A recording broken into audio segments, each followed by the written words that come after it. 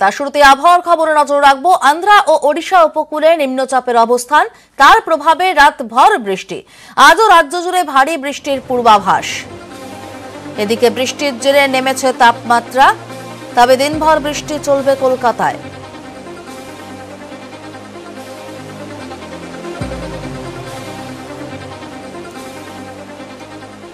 উত্তর কলকাতা থেকে আমাদের সঙ্গে রয়েছেন প্রতিনিধি বিশ্বজিৎ সাহা। বিশ্বজিৎ, প্রথমেই জানতে চাইবো যে বৃষ্টি কতটা ভোগাতে পারে এবং এর জেরে কতটা তাপমাত্রা নেমেছে?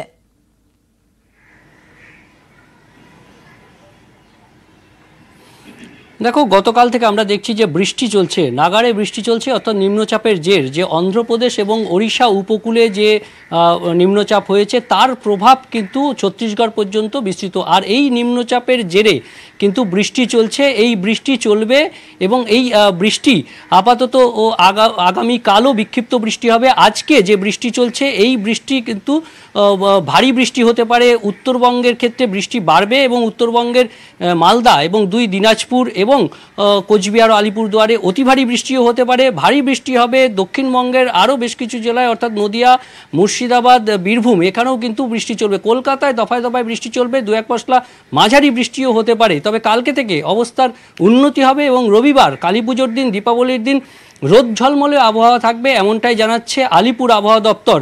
কারণ রবিবার থেকে এই পরিস্থিতির একদমই উন্নতি হয়ে যাবে, আগামীকাল থেকেই আবহাওয়ার পরিবর্তন, এমনটাই জানাচ্ছে আলিপুর আবহাওয়া দপ্তর। তবে আজ সারাদিনই কলকাতাতেও কিন্তু এই বৃষ্টি চলবে, অর্থাৎ দফায় দফায় বৃষ্টি চলবে। এর জেরে গত 24 ঘন্টায় 7 ডিগ্রি তাপমাত্রা নেমে গেছে কলকাতার। সমাদৃতা, একেবারে বিষয়ে তুমি আমাদের সঙ্গে থাকো। লাগাতার বৃষ্টি এবং এই বৃষ্টিতেই কিন্তু অনেক সময় বিপজ্জনক বাড়ি ধসে পড়ার আশঙ্কা থেকে যায়। এই বৃষ্টির মাঝেই বিপজ্জনক বাড়ি নিয়ে কড়া আইন আনছে কলকাতা পুরসভা, যার প্রস্তাব পেশ হবে পুরসভার অধিবেশনে। এই বিষয়ে জানানো বিশ্বজিতের কাছ থেকে। বিশ্বজিৎ, কি থাকছে এই আইনে?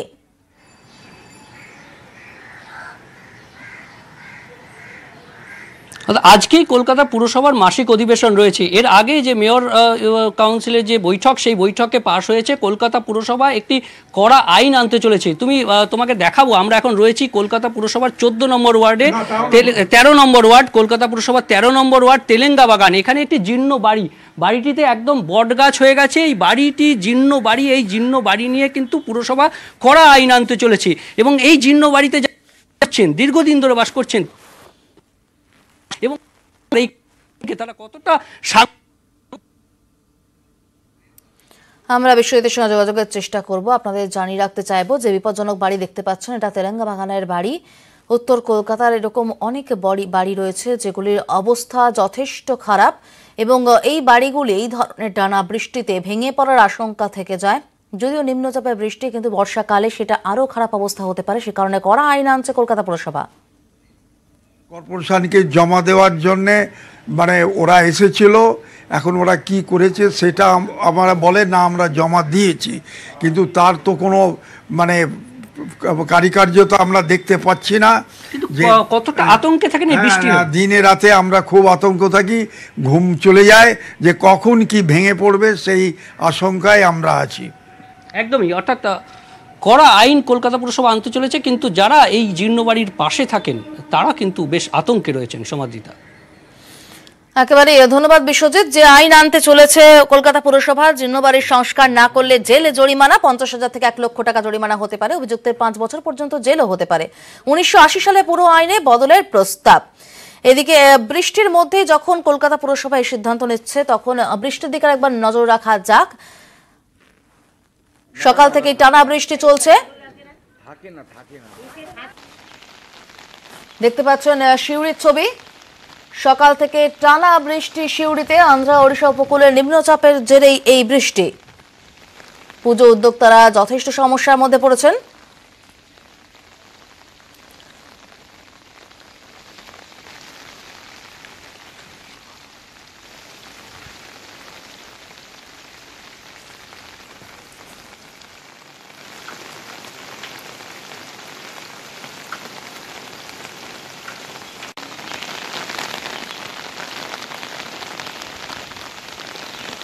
দেখতে পাচ্ছেন শিউরের ছবি, এরকমই ছবি কিন্তু জেলায় জেলায় দক্ষিণবঙ্গে নাগাড়ে বৃষ্টি চলছে, রাজ্য জুড়ে ভারী বৃষ্টি।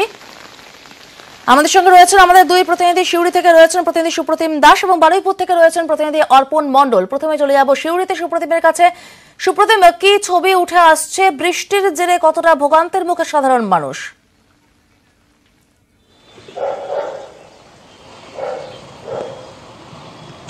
দেখো সমাদিতা, সকাল থেকে আমি যেমন ছাতা নিয়ে দাঁড়িয়েছি, শুধু আমি একা নয়, অর্থাৎ সিউড়িতে যারা এই মুহূর্তে বাইরে বেরোচ্ছেন বা বীরভূমের যারা এখন বাইরে বেরোচ্ছে সবারই কিন্তু একটাই হাতে রয়েছে, অর্থাৎ প্রত্যেকেরই কিন্তু এখন এক হাতে ছাতা।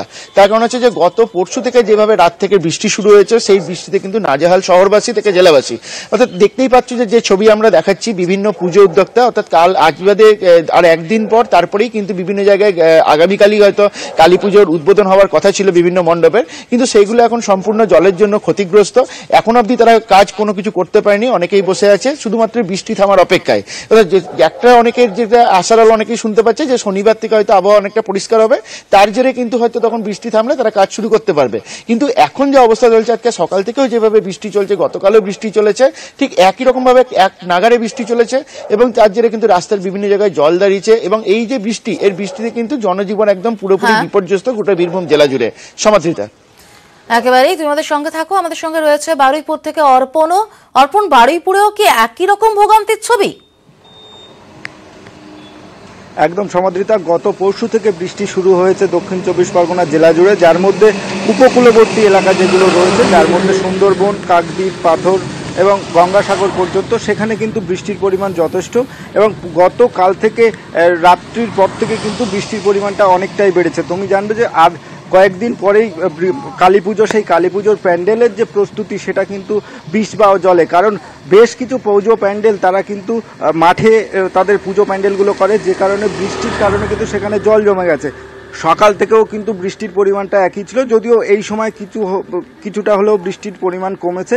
তবে আজও বারুইপুরের এবং দক্ষিণ চব্বিশ পরগনার যে বড় বড় কালী পুজোগুলো হয়, সেই পুজো মণ্ডপগুলোর উদ্বোধন রয়েছে, তবে সেই পুজো মণ্ডপ কিন্তু পুরোপুরি সম্পূর্ণ হয়নি এবং সেই অসম্পূর্ণ অবস্থাতেই তাদের পুজো উদ্বোধন করা হবে। এবং এই বৃষ্টি যদিও শনিবারের পর থেকে বৃষ্টি কমার আশঙ্কা রয়েছে, তাহলে যদি বৃষ্টি কমে তাহলে পুজোর সময় কিছুটা হলেও প্রস্তুত করা সম্ভব হবে, কিন্তু বৃষ্টি না কমলে এখনো পর্যন্ত যে প্যান্ডেলগুলো কমপ্লিট হয়েছিল সেগুলো কিন্তু যথেষ্ট উদ্বেগের মধ্যে রয়েছে পুজো উদ্যোক্তারা। সমাদৃতা, ধন্যবাদ অর্পণ, ধন্যবাদ সুপ্রতিম। মালদা, দুর্গাপুর, উত্তর দিনাজপুর এবং দক্ষিণ দিনাজপুরের ছবি দেখতে পাচ্ছেন। সর্বত্রই কিন্তু টানা বৃষ্টি চলছে গতকাল থেকেই এবং যার ফলে পুজো উদ্যোক্তাদের যেমন মাথায় হাত, সেরকমই প্রতিদিনের কাজে রীতিমতো ব্যাহত হচ্ছে জনজীবন।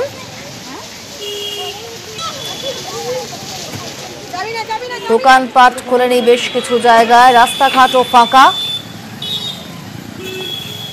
ছাতা রেইনকোটে চলছে স্কুলে যাতায়াত।